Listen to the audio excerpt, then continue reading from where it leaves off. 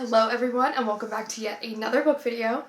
It has been a while because I took some time off during like the holidays and everything, and I just really have been on my TikTok bookstagram grind lately, but one of my New Year's resolutions for 2024 is to really jump into booktube and bookstagram and book talk and really get into it because it is something I really enjoy and I have fun making all these videos and everything.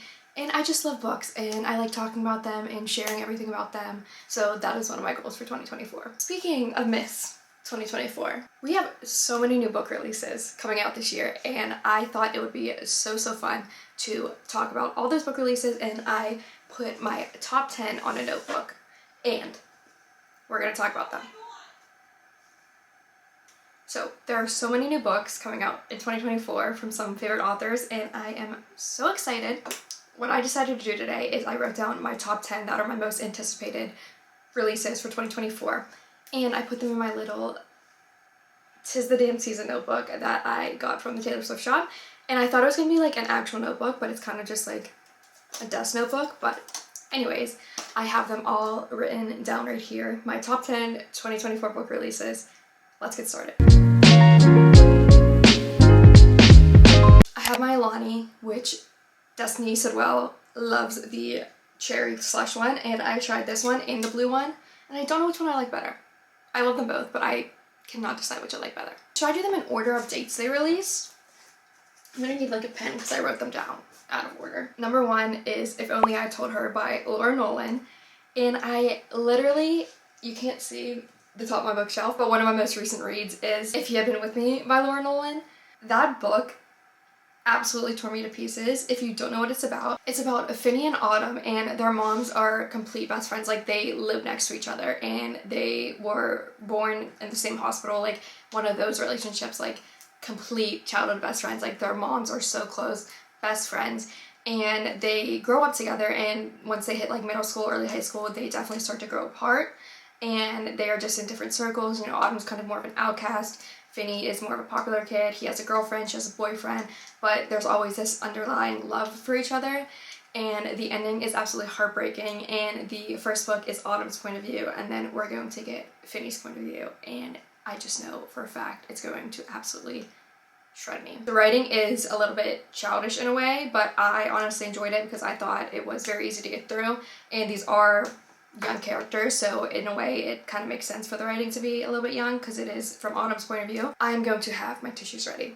This one comes out February 6th. I don't know if I said that. My most anticipated read for this year is coming out on February 13th, and that will be Magnolia Park's Into the Dark, and it is the third and final book of the Magnolia Park series. There's going to be more Daisy Hates books, but this is the last of like Magnolia and BJ's story. If you haven't read it, I understand, you know, that series, it's not for everyone. I understand that. I understand that not everybody is going to love these books like I love them because it is very toxic, but in my opinion, that makes for an amazing read. The toxicity makes for a good read, and I will die on that hill. I know that Jessa, the author, has said that like she's very much team BJ and Magnolia Endgame, but there is a special place for Magnolia and Julian in my heart. If you know, you know. But I have a feeling we're gonna get BJ Magnolia Endgame, which I'm okay with too. It's just, they're so toxic with each other, but it makes for such a good read, and I'm so excited. I already pre-ordered like the indie copy that her best friend Emmy draws like from all of her original covers, and I'm just so excited. And on March 25th we have Swift and Saddled, which is the second book in, what does she call it, in a Rebel Blue Ranch novel. If you love the Chestnut Spring series like me, just the cowboy small town romance, you will love these books. There's only one out right now. It's done and dusted, and this one is Swift and Saddled, and this one follows her brother Wes, I believe.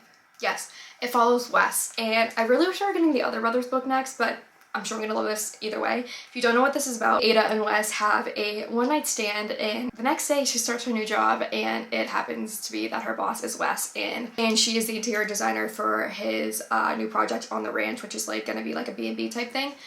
So I'm very excited because I love that trope. I just think something about it, like the one-night stand and then the boss next morning, like, oh my god, amazing. I'm so excited. And also, these covers, to me, make them 5 stars anyway. But the first one was done and dusted. So the first one followed Emmy and Luke, and then this one is following Wes and Ada. And in the first one, there was ADHD representation, which was really cool to see.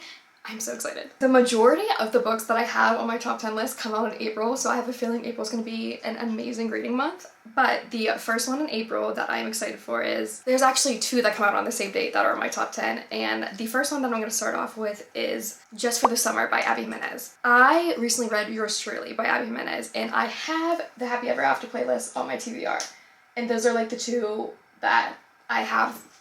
I loved Yours Truly because the main guy character in that, his anxiety and the way that she wrote it and the representation was so accurate, and I really felt seen whenever I was reading it, and it was so good. Something about that book just made me really want to read more Abby Jimenez books, so I'm really excited for this one. So this is a very interesting plot. So basically Justin thinks he's cursed, and every girl that he dates, as soon as they're done dating, they end up finding their soulmate and getting married, and he's left like with nothing. And thanks to a Reddit thread, this goes viral, and a girl named Emma has the same issue, and they meet up and they decide their curses will cancel each other out, and then they'll break up, and then they'll get on and find their soulmates. Very interesting plot line, and I'm really excited to see what she does with it. Then the second one that is coming out on April 2nd is The Reappearance of Rachel Price by Holly Jackson. Holly Jackson is the author of the Good Girls Guide to Murder series and Five Survive. I have Five Survive on my TBR. I haven't read it yet. I haven't been in a thriller mood lately.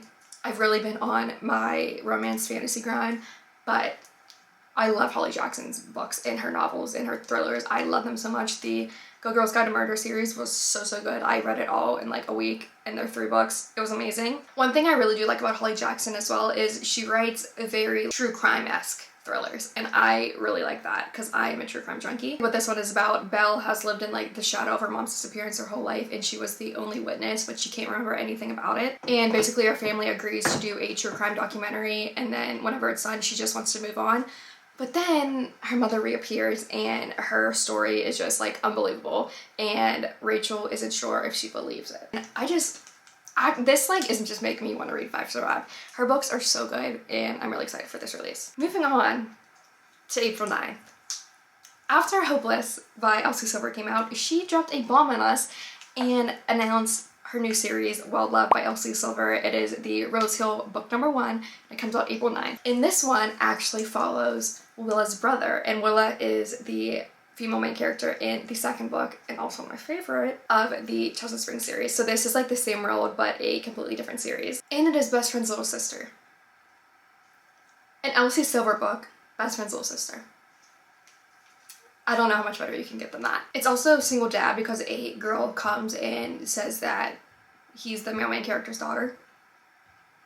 You scared the shit out of me. An Elsie Silver novel is just gonna do it for me every single time. I might get a lot of crap for this, but I am excited because I do want to give this author another try. I personally just do not seem to resonate with Emily Henry's books, and everyone else does, and I just feel like I'm missing something. But Funny Story by Emily Henry comes out April 23rd, and I've read Happy Place and I've read People We Meet on Vacation. I have not read Beach Read or Book Lovers, and I know those are like the OG Emily Henry books, so maybe I should read those. But I'm giving her another try when Funny Story comes out, don't you worry. So basically, Daphne's husband realizes years later that he's actually in love with his childhood best friend. And so Daphne begins a new story. And she ends up meeting this guy named Miles, and it actually is her ex-fiance's new fiance's ex. So there's 4 people. Daphne and her ex-fiance. Her ex-fiance's new fiance, and her ex-fiance. It sounds interesting, so I am going to give it another try. I just feel like you really have to be able to relate to Emily Henry's stories and her writing, and so far I really haven't, so I'm going to give it another try. Now, this one I am intrigued by, because I read the first book and it was kind of childish, the writing, but I bawled my eyes out, and I usually don't cry when I read books. But on June 11th, A Thousand Broken Pieces comes out by Tilly Cole, and this follows the girl in A Thousand Boy Kisses' sister. And Savannah is sent on a trip for grieving teens, and she meets Kale, I think that's how you pronounce his name, and they embark on this journey together, and I just think it's going to be a really interesting read. But my thing is, I don't want to reread A Thousand Boy Kisses because it was just really sad. That was like one of the first books I like read thanks to Steph Bohr, like whenever I was getting back into reading. It broke my heart, but the writing was very childish, so I wonder if this next book is going to be a little like improvement on that. My second, definitely most anticipated read on this list behind Magnolia Parks, Reckless by Lauren Roberts. This is the second in the Powerless world. After that cliffhanger, I need this book immediately. The fact that that is a freaking debut novel and it got so much hype, everyone loves it, I love it so much. And like, she was like 18 or something when she wrote it. It's insane to me, and I love her. I love her whole entire social media. That book was everything. The angst and the tension in that book, it was amazing. I was so obsessed with it. It was so good. If you haven't read it, I 100% need you to read it. I want to like give the synopsis on Reckless because it's going to give Powerless away, so I'm going to keep my mouth shut. It was so good. And the last one to go into fall and really get into the fall spirit, because it is my favorite season, is A Witch's Guide to Magical Innkeeping by Sangu Madonna. This is the same author who wrote that book is so hard to pronounce. The Very Secret Society of Irregular The Very Secret Society of Irregular Witches. I read that like this Halloween this fall, and it was the coziest book I ever read. This one, I'm just gonna read it, it'll be a lot easier. Sarah Swan was one of the most powerful witches in Britain. Then she resurrected her great aunt Jasmine from the very recently dead, lost most of her magic, befriended a semi-villain talking fox, and was exiled from her magical guild. And now she helps her aunt Jasmine run an inn. It's just so cute. Her writing is very cute and I love it so much, and that one comes out September 10th. So yeah guys, I thought it would be a really fun idea and a really fun video just to sit down and talk a little bit about the new releases of 2024 to get everyone excited for the new year and the reading in the new year.